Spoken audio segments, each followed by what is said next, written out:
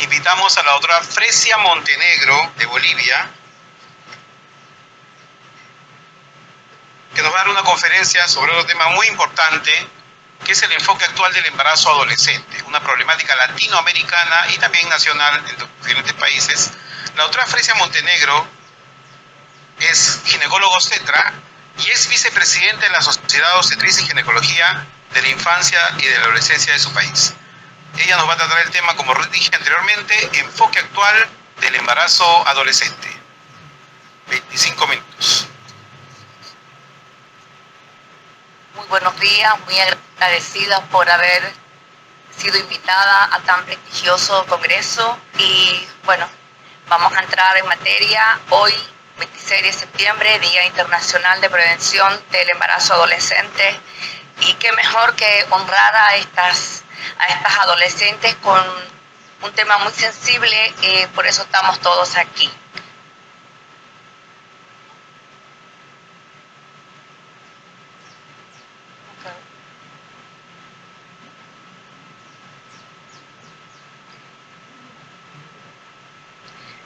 Trataremos como objetivo la introducción en la temática, análisis de los datos epidemiológicos y el enfoque actual a lo que estamos.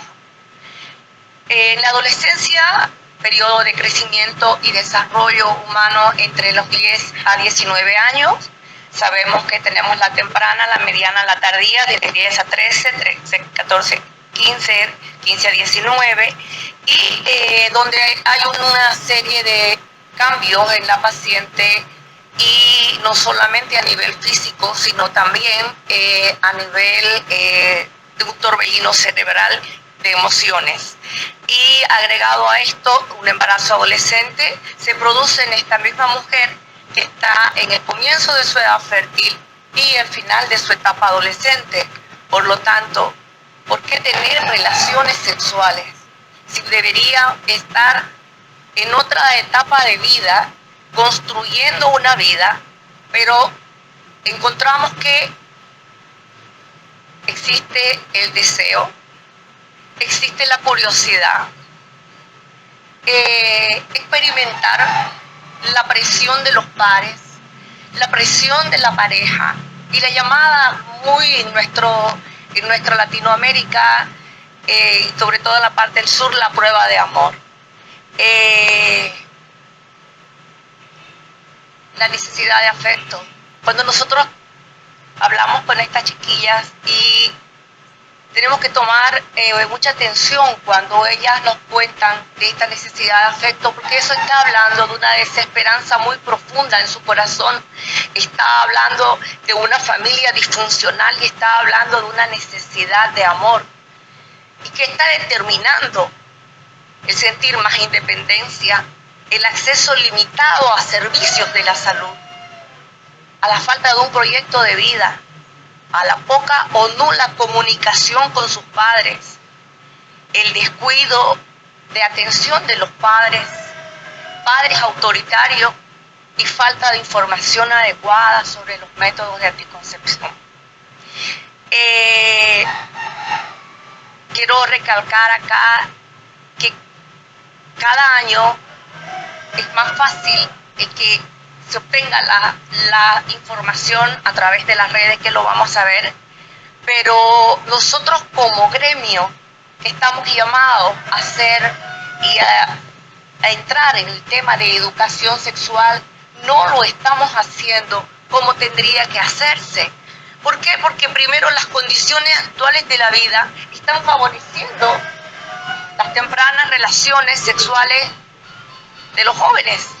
Segundo, estos jóvenes buscan información en otras fuentes, sobre todo en amigos, en lectura, poco serias, nada orientadas, o en experiencias de los pares o de las amigas que le dicen: lo pasé bomba, fue magnífico. ¿Y quién nos dice que esta niña fue violada? ¿Quién nos dice cómo fue esa primera relación de la niña que al parque le dice: es fantástico, hacerlo, si yo no tuve una buena experiencia? Y mujeres y varones que están ejerciendo su sexualidad a edades cada vez más tempranas. Y cuanto más precozmente lo hacen, mayor será el riesgo de embarazo. Estamos llegando precozmente a estas adolescentes. Entrando en la epidemiología, en 2019 se registraban 21 millones de embarazos al año en las adolescentes de entre 15 y 19 años en los países de ingreso mediano-bajo. Dichos embarazos, 50% eran no deseados y daban como resultado una tasa estimada de nacimientos de 12 millones. Según los datos de 2019 que la OMS todavía no ha reformulado, el 55% de estos embarazos no deseados entre las adolescentes y eran de 15 a 19 años, terminaban en aborto, los cuales muy a menudo todos sabemos no son seguros. Y estas madres de 10 a 19 años tienen mayor riesgo, sabemos, de crisis hipertensiva, las endometritis puerperales, infecciones sistémicas, menores que las mujeres de a partir de los 20. Y que estos neonatos adolescentes tienen un mayor riesgo de nacer de bajo peso, nacimiento prematuro, de infección neonatal grave y, por supuesto, una alta tasa, un índice muy alto de ocupación de UCI.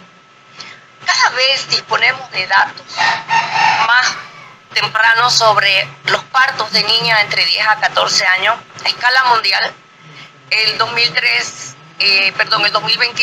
fue de 1.5 por cada 1.000 mujeres, pero fueron tasas mucho más elevadas en el África subsahariana, y en América Latina y el Caribe vemos que es en un 2.3 a 3. Y la prevención entre las adolescentes, la mortalidad y la morbilidad están relacionadas con el embarazo, son fundamentales para poder lograr estos resultados positivos en la salud a lo largo de la vida. Son imprescindibles que nosotros los entendamos, que debemos alcanzar los objetivos de desarrollo sostenible relacionados con la salud materna y la salud neonatal. Hay una magnitud del problema, por eso estamos acá con ese corazón sensible y viendo que 21 millones de chicas entre 15 y 19 años han quedado embarazadas en regiones en desarrollo y aproximadamente 12 millones de ellas dieron a luz. Pero a escala mundial sabemos que la tasa de nacimiento en las adolescentes ha disminuido de 64.5 a 41.3 al año 2023. Sin embargo, ha sido muy desigual la reducción de este tema en las regiones de África subsahariana, América Latina y el Caribe, porque continuamos con tasas altas a nivel mundial, con 97.7 embarazos y 51.4 nacimientos por cada 1.000 mujeres. ¿Y qué dice la OMS frente a esta problemática? Esta colabora con sus asociados para promover la atención de los adolescentes, crear datos empíricos y epidemiológicos que se necesitan para llegar a una acción, elaborar y poner a prueba todos esos programas que ya conocemos, porque si enumeramos, cada país tiene su protocolo de atención, pero se está ejerciendo el protocolo de atención. Hay que crear capacidades. Tenemos que tener y dar la iniciativa, estamos llamados a hacerlo. Ese pequeño creciente pero número de países que reconocen la necesidad de abordar la salud sexual y reproductiva en los adolescentes dan como resultado este esfuerzo colectivo para crear la Agenda 2030 con una Agenda Mundial de Salud y Desarrollo. Se está trabajando para abordar eficazmente el embarazo en la adolescencia en el contexto de programas nacionales, así como para prevenir el matrimonio infantil, proporcionar atención y apoyo a adolescentes que cada vez las están uniendo en matrimonios forzados o matrimonios infantiles y adolescentes. Problema o crisis mundial. En Panamá este año la UNFPA y UNICEF han firmado un acuerdo en aceptar más ayuda de varios países para poder llevar este tema a la Agenda 2030 para que se disminuya esta tasa de la que estamos hablando, porque este embarazo sucede en todos los rincones del mundo. Sin embargo, niñas pobres, sin educación, minorías étnicas o de grupos marginados, de áreas remotas, rurales, tienen 3 veces más riesgo de quedar embarazadas frente a sus pares educadas y de zonas urbanas. Y en América Latina existe una población de 140 millones de jóvenes, que uno de los elementos que incide de manera significativa en la situación de vulnerabilidad de las adolescentes es el embarazo. Este embarazo no planificado. La región tiene la segunda tasa más alta de embarazo de adolescentes del mundo y se estima que el 18% de los nacimientos corresponden a mujeres menores de 20 años. ¿Y qué decir de la mortalidad materna en América Latina y el Caribe, que se ubica entre las 3 primeras causas de muerte en adolescentes de 15 a 19 años? En las adolescentes menores de 15, el riesgo de morir por causas relacionadas con el embarazo es hasta 3 veces más que las mayores de 20. En América Latina se cree que el número anual de abortos inseguro entre adolescentes de 15 a 19 alcanza aproximadamente 670.000. ¿Problema? ¿Crisis? El informe de consecuencias socioeconómicas del embarazo en la adolescencia, se hizo un estudio Milena el año 2021, donde se tomó a Argentina, Colombia, Ecuador, Guatemala, México, Paraguay, y luego se anexó Perú, y destacaron los costos sociales del embarazo para los estados y para las madres, incluyendo la dimensión educativa, la disponibilidad para trabajar fuera del hogar, los niveles diferenciales de desempleo, la remuneración obtenida y los costos asistenciales de la gestación, del parto y puerperio. Comprende la dimensión fiscal. Se observó la recaudación de impuestos directos e indirectos relacionados con madres tempranas, sumado todo esto al impacto en la economía nacional. Todo significativo, este costo, una oportunidad que involucra el prevenir el embarazo y hacerlo aún más relevante. Ahí tenemos el estudio donde se ve la tasa de embarazo que aumentan la brecha educativa de las niñas, de las adolescentes en las regiones, y nosotros podemos observar que existe una alta tasa de abandono de la escolaridad, y aquí podemos ver en educación primaria, secundaria, básica, y vemos que casi nula o nada es las adolescentes madres que están llegando a una educación terciaria o más. Mi país no está exento de esto, y creo que donde los derechos humanos son más vulnerados, las estadísticas no son tan confiables, y conocemos la crisis por la cual nuestro país pasa, y tenemos este concepto o este título, sueños interrumpidos. Y en Bolivia se producen por día 157 embarazos adolescentes. Es decir, si esto en un país donde los derechos son vulnerados y las estadísticas no son tan fieles, quiere decir de que esto es solamente una muestra y lo que hay de fondo es mucho más. Aquí tenemos el mapa de Bolivia, donde vemos que en las ciudades en los departamentos donde más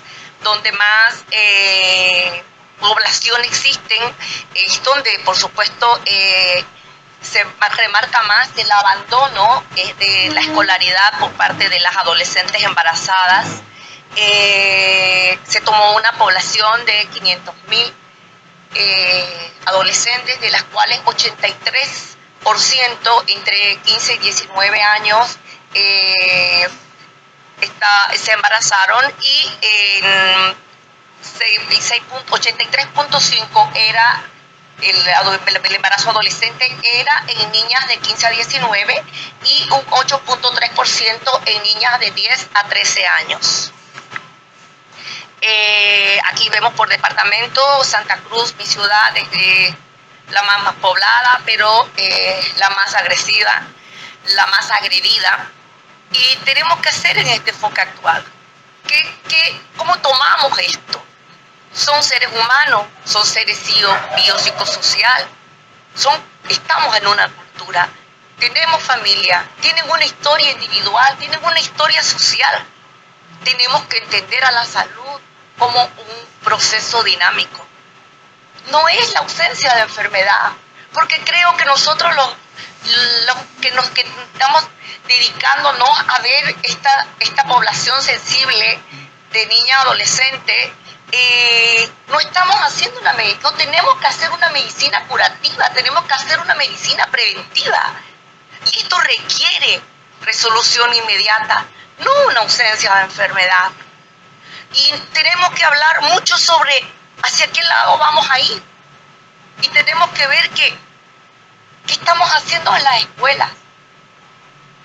¿Qué estamos haciendo por hablar con nuestros políticos sin ser política y pedir que desempolven todos los protocolos de salud pública que tienen dirigida para este tipo de población? Estamos monitoreando en las escuelas la permanencia de estas niñas y estos niños para que ellos puedan ser no adoctrinados, sino ser formados en un autocuidado y el entendimiento que son personas que tienen derechos y que tienen un futuro. Estamos, por ejemplo, cuando nosotros hablamos en la consejería o en el asesoramiento, estamos dando las herramientas. ¿Cómo está nuestro lenguaje? ¿Está siendo agresivo, autoritario? Por supuesto que no paternalista. Pero lo primero que le decimos, no relaciones, no relaciones, no relaciones. Entonces, cuando dicen, ¿y qué tiene tan de malo no relaciones? Porque no estamos entrando primero en el tema de decirle, tienes cuerpo, tienes mente, tienes que cuidarte, tienes valor. Y tú tienes el derecho de saber que existe una salud sexual y reproductiva, pero que nosotros somos los que estamos ahí en el frente para poder enseñarles a ejercer esta salud reproductiva. Tenemos que ahondar mucho en este tiempo sobre la violencia, sobre empoderar a esta adolescente, sabiendo que tiene su derecho. Pacientes que están siendo abusadas, revictimizadas en sus hogares, porque una vez que ellas se embarazan, la multidisciplina no está funcionando, trabajadora social no está haciendo el seguimiento en los hogares. Hay muchas niñas adolescentes que están juntadas o casadas, conviviendo con parejas que le doblan o triplican en edad, siguen siendo revictimizadas. Y por lo tanto, ¿a qué estamos llevando? A una feminización de la pobreza.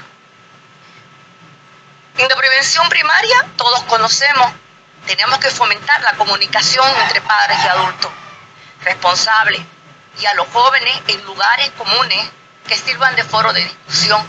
Es decir, tenemos que salir de nuestra zona de confort. Entrenar las personas que tienen contacto prolongado con adolescentes para la atención de aquellos adolescentes, pero no nos olvidemos que formamos a estos adolescentes para que hablen que existimos, porque yo estoy convencida que quienes tenemos que dar reeducación somos nosotros, con la sensibilidad que tenemos, o el personal de salud, de enfermería, y captar este personal para entrenar, para atraer jóvenes, para que nosotros podamos difundir. Amén. Las medidas a tomar cuando ya está embarazada, el cuidado en la prevención terciaria, la vigilancia del vínculo madre-hijo, seguimiento de esto, y no olvidarnos que tenemos las redes sociales, debemos llegar donde llegan los jóvenes, tenemos que llegar a los antros, tenemos que llegar a los bares, tenemos que llegar a las discotecas, tenemos que llegar a las escuelas, tenemos mucho por hacer. No se olviden que cada minuto en este momento hay cientos de personas teniendo coito, hay cientos de mujeres adolescentes quedando embarazadas, hay cientos de mujeres adolescentes con un parto, hay cientos de mujeres adolescentes que están abortando, hay cientos de mujeres adolescentes que están muriendo. Por lo tanto, tenemos que traer, por educar y traer este nuevo ser que viene a contar como un nuevo ciudadano, porque es contado desde el momento que nace como un ciudadano que tiene todos los derechos al igual que hemos tenido nosotros, de ser querido, de evitar que sufra violencia y de formarlo, empoderarlo y darle los valores. Muchísimas gracias.